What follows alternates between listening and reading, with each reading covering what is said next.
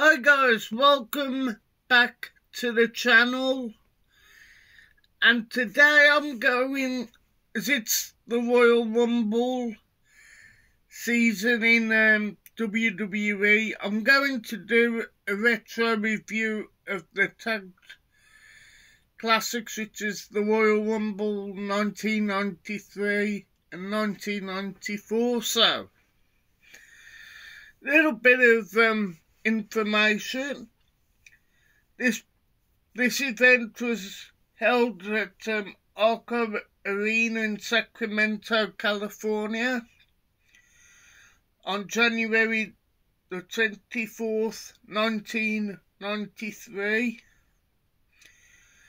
It only had 16,000 in attendance, but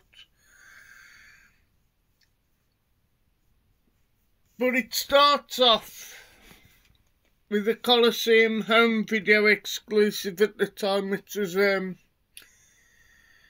interview with Rick and Scott Steiner. I think had just joined the WWE at the time. Then it was WWF. And by the way, the commentator was Gorilla Monsoon and Bobby the Brain Heenan. So the first match was Rick and Scott Steiner versus the Beverly Brothers, who I do believe Bobby the Brain Heenan said it was rare at the time that tag team match had brothers in. The Beverly Brothers weren't. There was Bo and Blake Beverly, who was, I'm not too sure if they were friends, but Rick and Scott Steiner, I think, are brothers. But the match was decent for what it was in 1993. So, one of the big storylines around this time was Shawn Michaels and Marty Jannetty. Marty Jannetty wanted to get his hands on Shawn Michaels because a year prior, I believe it was yesterday, that the anniversary at the time of Shawn Michaels turning full-on heel and smashing Marty Jannetty's head through the barber shop, which was Brutus the Barber Beefcake's segment, and basically telling the world he's a full-blown heel when they were a great tag team. So they fought for the Intercontinental Championship. At the time, this was an awesome match. And in a couple of weeks prior to the Royal Rumble, Shawn Michaels had shoved Sensational Sherry, who was at the time Shawn Michaels' manager, I do believe. So, basically Marty Jannetty, by accident, hit Shawn Michaels, hit Sensational Sherry with the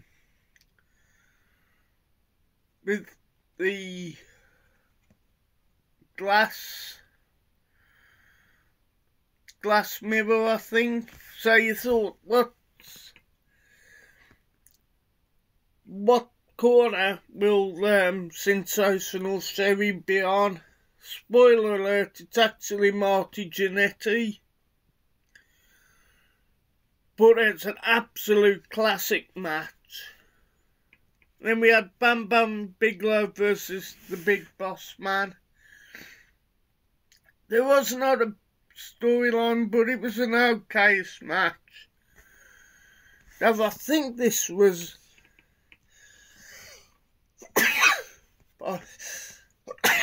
Pardon me. Pardon me. Then you had Bret the Hitman Hart versus the champion. Bret the Hitman Hart was the World Heavyweight Champion as he beat Ric Flair in Saskatoon, I think, Canada, in about November 1992. Took on, I think, might be wrong, but I think this might have been Rosemon's only championship title match in terms of the big gold belt, or at the time it was the Ringed Eagle, pardon me. But an absolute great match between Bret the Hitman Hart and he was a heel at the time in Razor Ramon. So yeah, awesome match. And Bret, I believe, wins with the sharpshooter.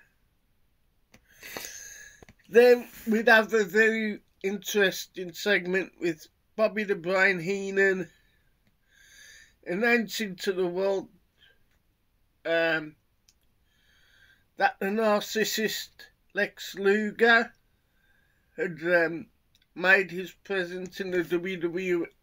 So technically this was Lex Luger's debut as a wrestler in the WWE. Then we go on to the Royal Rumble match, which is an absolute classic, or infamous.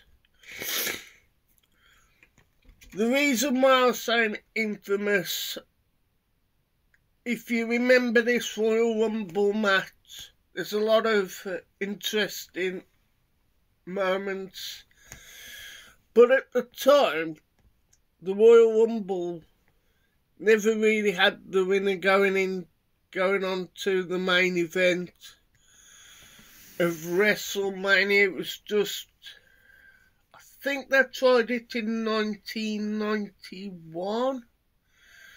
I think with Hulk Hogan winning the Royal Rumble match that particular year. So the theme was, there was actors and actresses who played Anthony and Cleopatra. Mark Anthony, I think it was.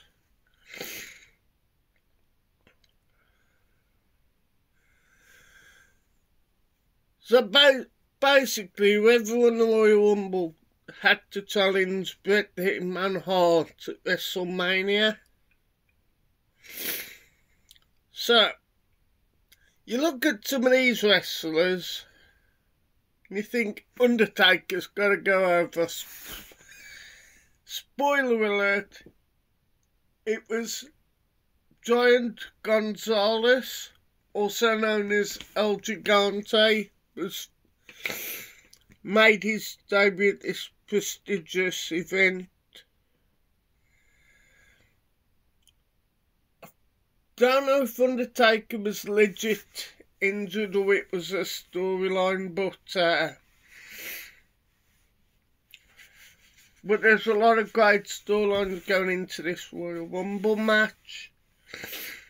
You know, you had Ric Flair and Mr. Perfect feuding at the time. This one is more famous for Macho Man Randy Savage dropping the flying elbow on Yokozuna and thought it was a one-on-one match, which it was not.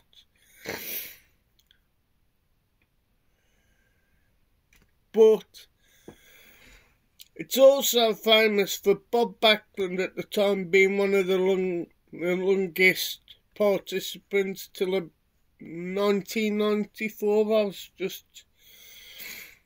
just reading about, but yet I'm going to give this Royal Rumble actually an 8 out of 10. 93 was a weird year for WWE, because if you don't know, they had the whole drug scandal. I think most of the wrestlers took WWE to court or something like that, or Vince. But also had the return of Hulk Hogan. But in terms of Royal Rumble match, I'm going to give this one, actually I'm going to be fair, I'm going to give it a 7 out of 10. It is a decent show. Like I said, Shawn Michaels, Marty Jannetty, absolute classic Intercontinental Championship. Of course, they had Bret versus Razor Ramon. They would like to have a match, I believe, at King of the Ring 1993. But you look at some of the participants and there are some amazing wrestlers involved. So, a year later, 1994, held on January the 22nd, at Providence Civic Centre in Providence, Rhode Island. Attendance was 14,500, and the buy rate's 200,000. Commentary in this show was Vince McMahon and the returning $1 Million Man, Ted DiBiase.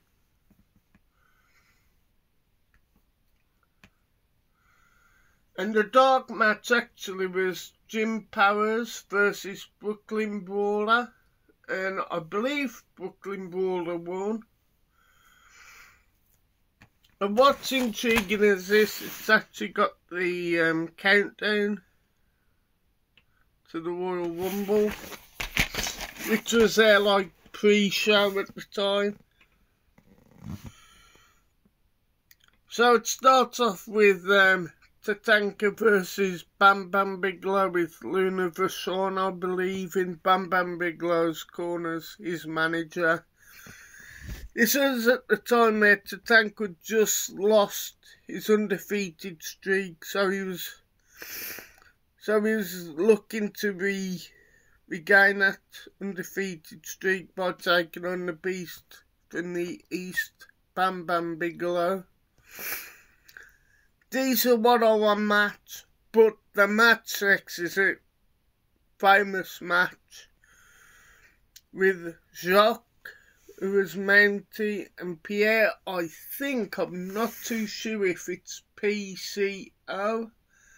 Maybe my good friend Pete down Bunny will let me know. Took on the brothers Bret the Hitman Hart and the late great Rocket Owen Hart.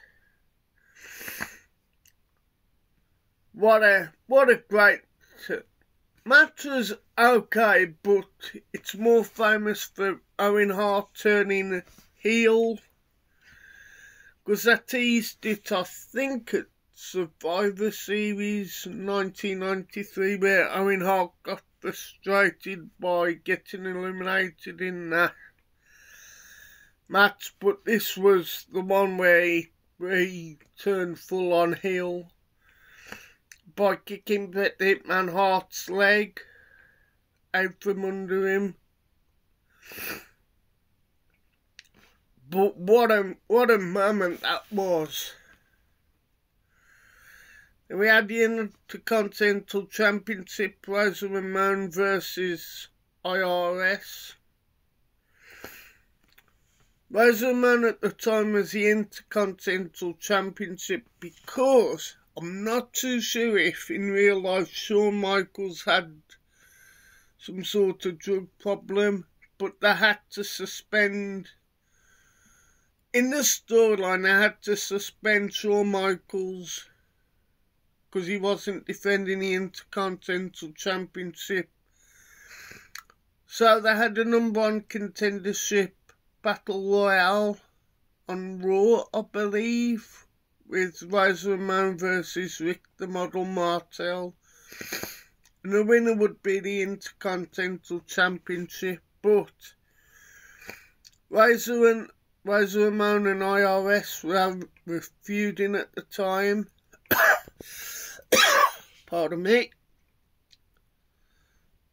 So this was for the Intercontinental Championship. And there's another spoiler. Shawn Michaels gets involved with the fake Intercontinental Championship. Also on commentary was Gorilla Monsoon and Jim Ross as well. A one-off appearance. I'm not too sure why. But it was a decent match for the Intercontinental Championship. IRS won the match, but I think it was Joey Morella who was related to Gorilla Monsoon. Found the other Intercontinental Championship belt in the ring because Shawn Michaels helped IRS beat Razor for the Intercontinental Championship. So Joey Morello found the fake Intercontinental Championship and had to start the match. So technically Razor Ramon beat IRS. Then we got The Undertaker versus Yokozuna in a casket match.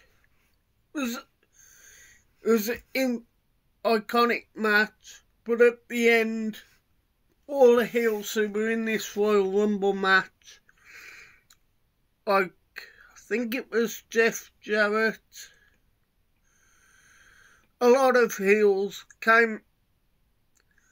helped Yokozuna beat The Undertaker. I definitely know, I think The Undertaker had a legit injury. I think, because I know he came back in an infamous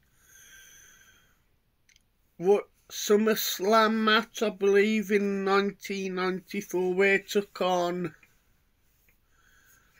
fake Undertaker, who's managed by $1 Million Man Ted DiBiase. But it's a decent match, and the storyline was Yokozuna was scared of caskets as well. But we go to the Royal Rumble match, and this one is more famous for before 2005. That never done a co-winner Royal Rumble match before John Cena and Batista, but this was the one where he had Bret the Hitman Hart and Lex Luger. I think his gimmick was, I know SummerSlam he turned babyface around 4th of July, because I think Hulk Hogan had just left the company, so I was looking for a top babyface, and of course it was the American original. I think that was his gimmick, Lex Luger, who wasn't over as much as WWE wanted you to think he was. But that was the main storyline. But he had Krang, who was Savio Vega in a mask, I believe. He had one of the last appearances till 2002 of Scott Steiner. But this was a really good Royal Rumble, and showed you how dominant Kevin Nash was as well. This one, I think he got rid of about 7 wrestlers on his own. But yeah, in terms of Royal Rumble, this has got to be one of the top ones. I'm going to say, if I had to give this Royal Rumble match, in terms of legendary status, I would actually give this one actually a 9 out of 10, because it just the Bret Hart Owen Hart segment in the Quebecers match, and also, you know, how over Diesel was, and of course at the time a double Royal Rumble winner. So gonna do a couple of shout outs to my very good friend Beat Down Bunny, Rocket Dave, Nathan the Rocket Guy, my very good friend Small Screen Big Screen, which is Hale, Jim Jam Movies and TV, which is my very good friend James Millership, Jamie Powell, Big Paulie, Geordie Paul, Ready Player Movies, Mondad Chilavec Movies, Rock God 2004, Did You See That, and my very good friend Rebecca Louise as well, and Scottish Geek Guy. So like I said yesterday, I'm going to be doing a Q&A video by the end of the month. So you can ask me anything wrestling related, music, comic books, Funko Pops, television wise, film wise, physical media wise. So you could ask me any of them. I will be happy to answer anything, any questions. So all what's been, like I said, you can ask me anything, So anyhow, all that being said is, thank you for watching Mansell Media Corner. Don't forget to please like, share and subscribe. And hit the bell for notifications. So, anyhow, thank you for watching the channel. And goodbye guys, goodbye.